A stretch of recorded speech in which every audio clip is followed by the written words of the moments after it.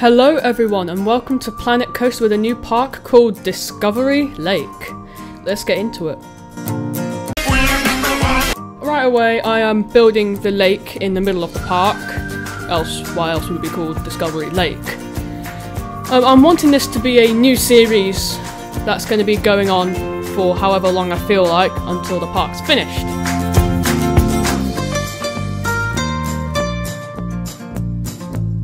I'm building a clone coaster I've already built off camera. I thought this took too long to make, this inverted coaster, so I just decided to make it a blueprint. It's very inspired by Black Mamba and Nemesis, so that's why it's quite low to the ground, it's quite fast, intense.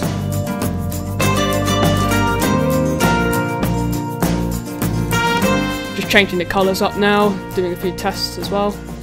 Watching it go round.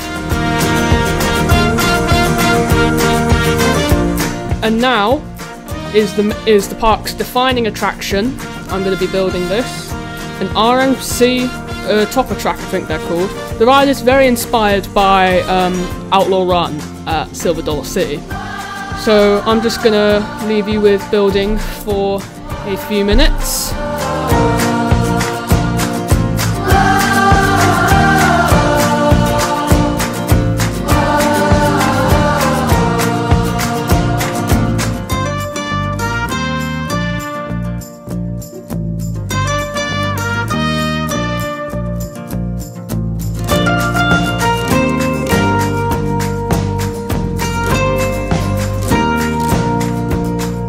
Now there is a reason why the lift hill has a gaping hole in it. It's because I want it to be like Zarja's structure, if you know what I mean. Like it's kind of open, it's got a few supports, but not too many. But yeah, this would be it's more like Goliath actually at Six Flags.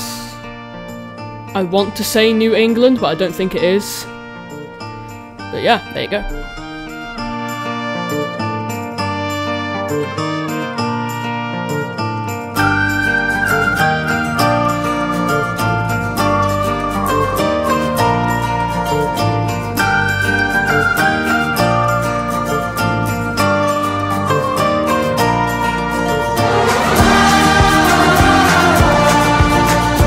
So while I'm building, let's talk about what's happening in the theme park industry.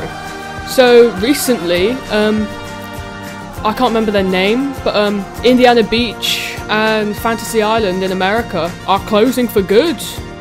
I know, it's quite... none of you from the UK probably know these parks, but they're most famous for rides like Cornball Express and that sort of thing. But yeah, they're gone for good. It's quite sad actually. These looks like really quite nice and good parks, but they're just gone. On the brighter side though, Alton Towers have announced their Oktoberfest event. That's going on throughout September and a few days in October before Scarefest.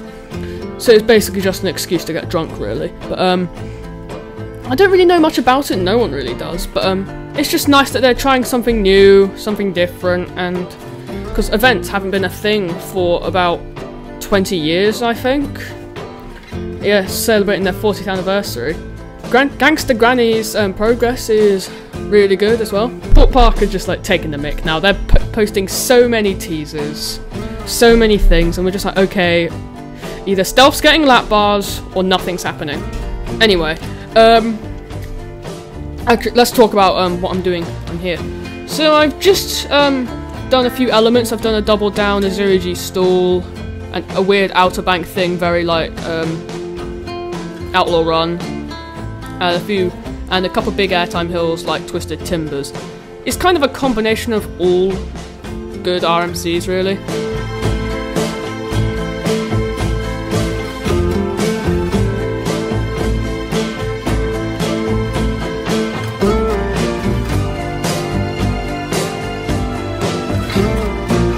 Yeah, mid-course is the same as the lift hill. It's not got any supports on it at the moment. You'll see how I do the custom supports without increasing the piece count to about 500. I only used about 100 pieces to make this. Oh yeah, autocorrect's stupid, I'm just saying. That's the actual layout done. I think I'm quite happy with the layout, how it's turned out. Now I'm going to take you for a little bit of a POV. So down into a little pre-lift hill, airtime hill. Really nice. I have to admit, it's not my smoothest coaster, but it's one of them.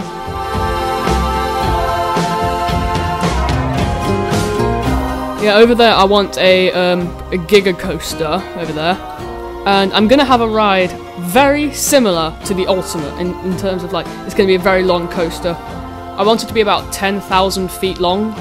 Yeah, I know, mad.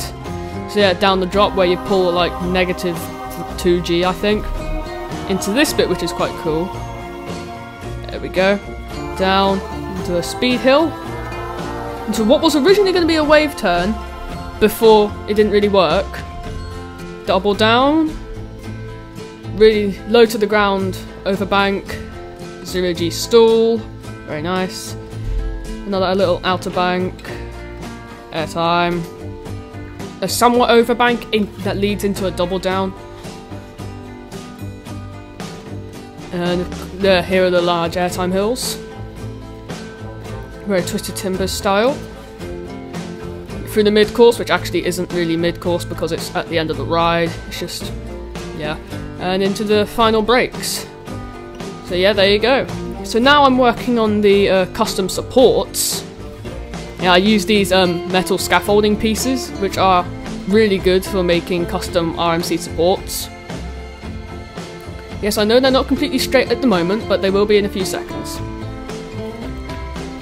They don't bring the piece count too high up, but at the same time they don't really give that much scenery rating.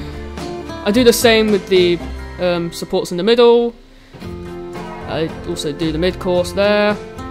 Boom. I'm going to put a few supports down there. There you go. The supports are not finished. I come back to them in a few minutes.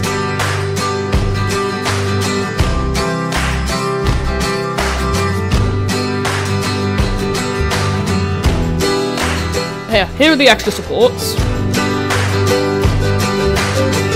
Here I go to the invert just to do a bit of smoothing, because I realised after making this layout I had to that bit was really rough. But there you go. Now here's a POV of the invert, down into a vertical loop. It's actually, in terms of layout, more similar to Nemesis Inferno than anything else. Yeah, 0G roll that kind of doubles as a turnaround. Corkscrew, very nice. Up and around. Down into another corkscrew. A turnaround over the lake, which was the intention from the beginning, that's why I built this ride first. To another helix, and around into the brakes. It's a very nice and smooth coaster, I have to say. Yeah, the pathing system in the game absolutely sucks. I couldn't build directly next to the lake, but oh well. Now, drop tower on the lake, on the island on the lake, because I thought it was a cool idea. Yeah, now I'm working on scenery for our RMC, which I have not yet named. So if you have any suggestions, comment down below. I'm trying to go for a western sort of theme. So yeah, if you have any ideas like Bandit or something like that, please let me know in the comments. I'll greatly appreciate it. Yeah, this is nowhere near finished. I'll do more scenery next week. But this is just like little houses that you fly past just for some extra speed, you know. It makes you feel like you're going faster than you actually are. That was the idea. Yeah, then I do some like cool VFX on it. Yeah, I put some like glass shattering and a little explosion when the train will come past to give you a nice little interaction. Obviously I have to cover that up because it just looks really bad, so I put some windows in to make it look like there actually is a window shattering. And that is it. That is our ride. That's our progress we've done for today. I'm going to leave you with a POV, and I will see you next week. Goodbye.